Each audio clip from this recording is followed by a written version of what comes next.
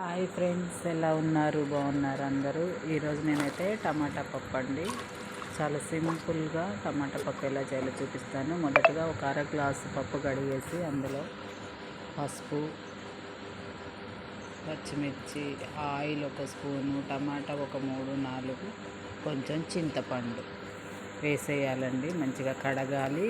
Half గ్లాసుకి ఒక 2 గ్లాసుల water పోయాలి. పోసి పచ్చిమిర్చి, టమాటా, చింతపండు, పసుపు, ఆయిల్ వేసేసి కుక్కర్ మూత పెట్టాలి. ఒక 6 విజిల్స్ వచ్చాక పప్పు చూడండి మంచిగా ఉడికింది. ఇప్పుడు మనము ఈ పప్పుని పప్పు గుత్తితో కానీ గంటతో కానీ మంచిగా రుబ్బాలండి. సాల్ట్ వేయాలి, ఎలాగో ఉడికింది కాబట్టి సాల్ట్ వేయాలి తగినంత.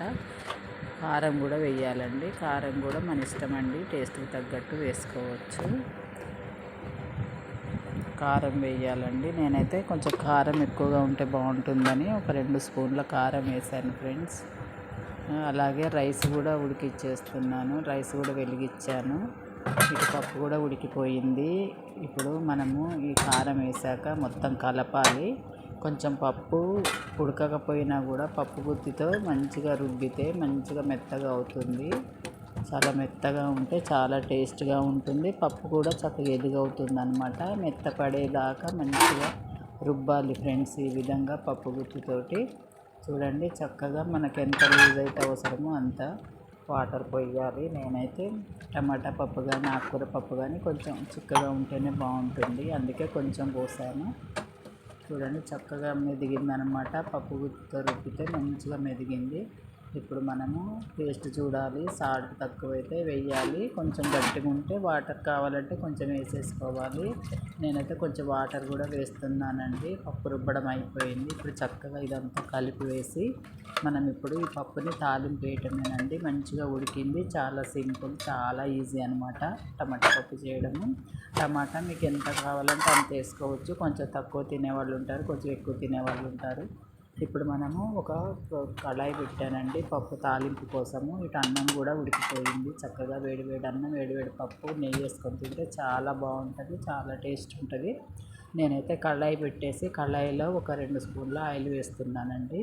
తాలింపు గింజలన్నీ వేయాలి. వెల్లుల్లిపాయలు, జీలకర్ర, ఆవాలు, పచ్చిశనగపప్పు, మినప్పప్పు, అలాగే ఎండుమిర్చి ఒక 2-3 తుంపి వేసేయాలండి. అలాగే కరివేపాకు కూడా వేయటం వల్ల చాలా బాగుంటుంది. తాలింపు కూడా ఫ్లేవర్ చాలా బాగుంటుందండి. కరివేపాకు ఫ్రెష్గా ఇంట్లో తెంపిన కరివేపాకు వేస్తున్నానండి. తాలింపులో వేసేయాలి. ఈ విధంగా తాలింపు వేసి చూడండి, తాలింపు కూడా రెడీ అయింది. కరివేపాకు వేసాను. ఇప్పుడు అన్నం కూడా ఉడుకుతుంది ఫ్రెండ్స్, చూసారు కదా కనిపిస్తుంది. అన్నం ఉడుకుతుంది, ఇక పప్పు కూడా అయిపోతుంది. ఈ విధంగా 2 ఒకేసారి వండేస్తే మనకు చాలా ఈజీ అయిపోతుంది వంట. అంతే ఫ్రెండ్స్. ఇప్పుడు మనం ఈ తాలింపులో పప్పు వేస్తే అయిపోతుంది. చూడండి ఎంత ఫ్లేవర్ కూడా చాలా బాగుంటుందండి, చాలా టేస్ట్గా కూడా ఉంటుంది ఫ్రెండ్స్. చూడండి సింపుల్గా అయిపోయింది కదా టమాటా పప్పు చేయడము.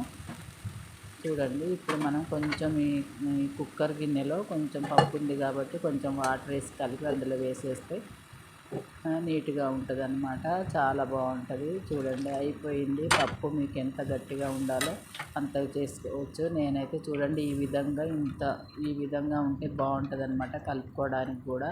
అలా అని పప్పు చారులాగా ఉండకూడదు, కొంచెం దగ్గరకే ఉండాలి పప్పు. చూడండి ఫ్రెండ్స్ అయిపోయింది టమాటా పప్పు. వేడి వేడి అన్నము నెయ్యి వేసుకొని తింటే చాలా టేస్ట్గా ఉంటుంది ఫ్రెండ్స్. ఈ వీడియో నచ్చితే మాత్రం లైక్ చేయండి, షేర్ చేయండి, సబ్స్క్రైబ్ చేయటం మాత్రం మర్చిపోకండి ఫ్రెండ్స్. ఎలా ఉందో కామెంట్ చేయండి. నా ఛానల్ని మొదటిసారిగా చూస్తున్నట్టయితే ప్లీజ్ సబ్స్క్రైబ్ చేయండి ఫ్రెండ్స్. అన్నం అయిపోయింది, పప్పు అయిపోయింది. చూడండి ఫ్రెండ్స్ ఎలా ఉందో కామెంట్ చేయటం మాత్రం మర్చిపోకండి. చాలా సింపుల్, చాలా ఈజీ. పప్పు వండడం చాలా ఈజీ. ఒకప్పుడు చాలా లేట్ అయ్యేదండి పప్పు వండాలంటే, పప్పు ఉడకాలి అని అంటే చాలా లేట్ అయ్యేది. ఇప్పుడు కుక్కర్లు వచ్చాయి కాబట్టి చాలా సింపుల్గా అయిపోతుంది ఫ్రెండ్స్. అంతే. వీడియో చూసినందుకు థ్యాంక్ యూ ఫర్ వాచింగ్.